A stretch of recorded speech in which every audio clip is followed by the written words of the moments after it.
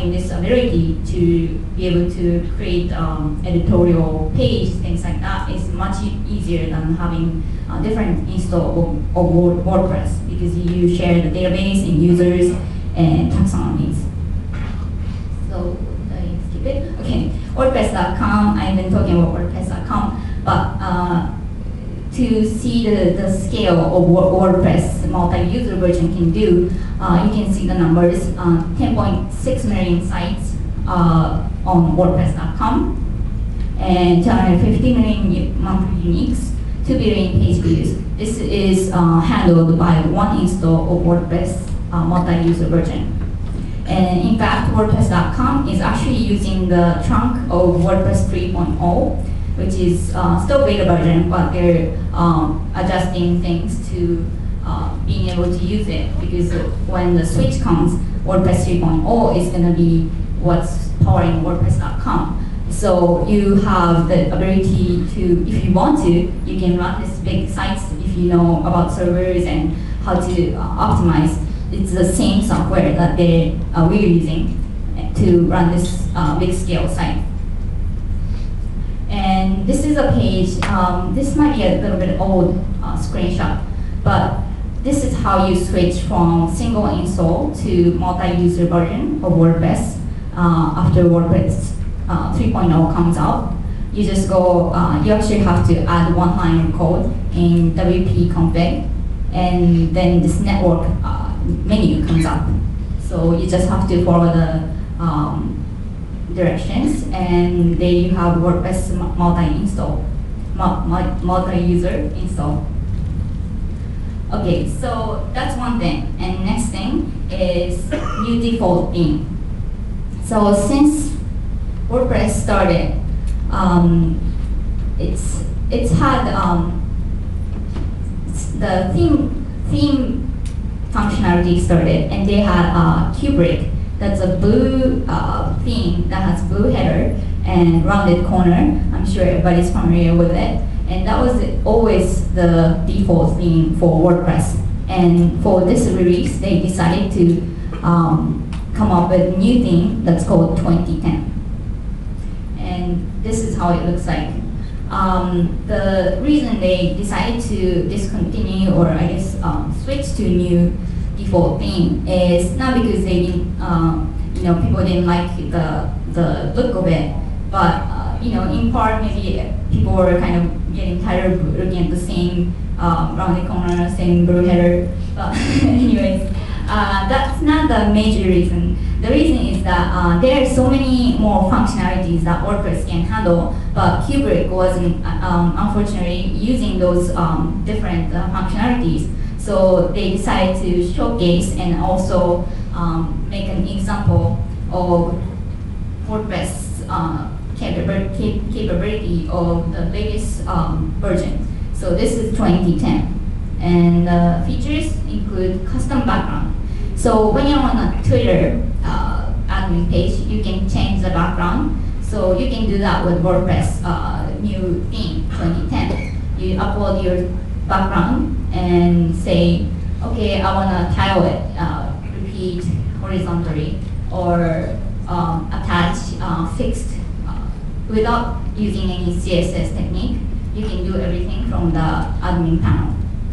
So this is, for people who know how to do it, it might not be a big deal, but if you have a client who wants to change background once in a while, say we have a new campaign, we need to change the color, whatever, you can let people do it with a little bit of instruction without worrying about, oh, they're going to break things by letting them use the CSS.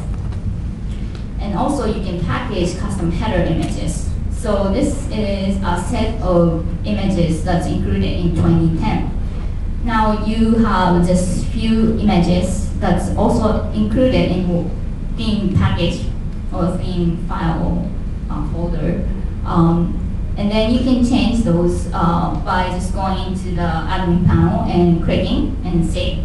So that's very useful also if you have, say, holidays coming up. So you need to switch it, but you can all preload it and just go into the back end and switch it very easily.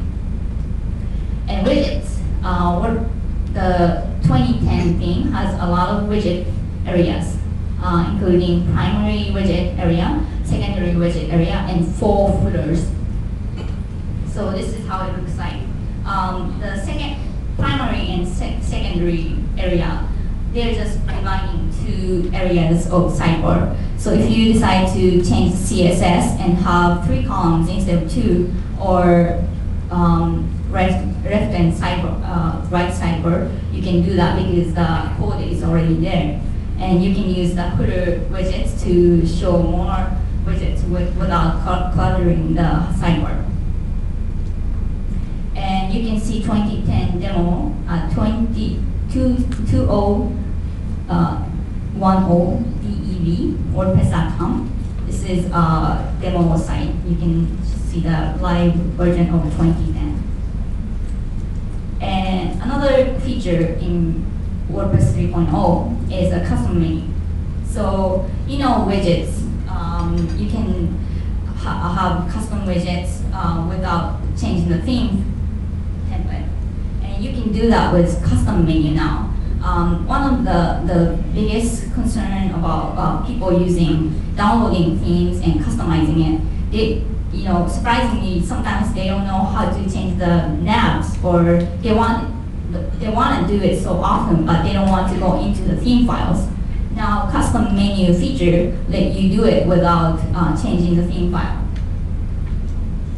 So this is a theme in the custom menu page.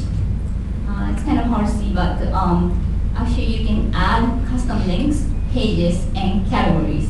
And on the left side, you have boxes to add each menu items. On the right side, you have a menu area. So if you add about page from pages widget or the box, it will go into the right-hand side, and you can add as many as you want. And it actually supports custom post types and taxonomies too. And once you add them, you can drag and drop and to make sub-menus or arrange them different order, whatever you like. And if your theme actually supports sub-menu in the header nav, it will automatically create the drop-down menu. And also you can have menus widget. You can add new menu on the sidebar. If you create multiple menus, you can select those from the widget area. So it's very convenient for people who want to change things around. I think it happens a lot, even though you're not going through big change on your site. You just want to change a few things. But just because it's a lot of work, it's not actually a lot of work, but you're lazy to go into theme files, you might not do it, and then you might lose usability or convenience for the users. But if it's available like this from admin panel, you can just log in and change a few things, and there you have it.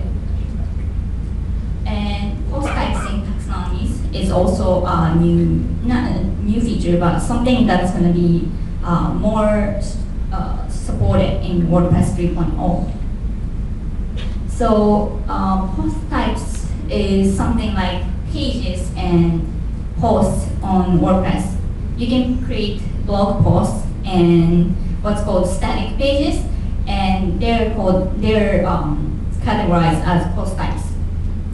So you can create something new based on whatever your site is about. So now you have posts, pages, you can have events. Say add an event, and if you have more events, you keep adding as events post type. And you might have something like I mentioned, the cooking site. You might have recipes, you might have car types, you might have movie types, and whatever post type you choose, you can add entries based on the custom post types. And in the custom post type, you can choose to use the areas of modules on the edit page. So if your event doesn't have excerpt or say categories, you can delete them. So you don't have to see them at all, or you don't have to have users getting confused because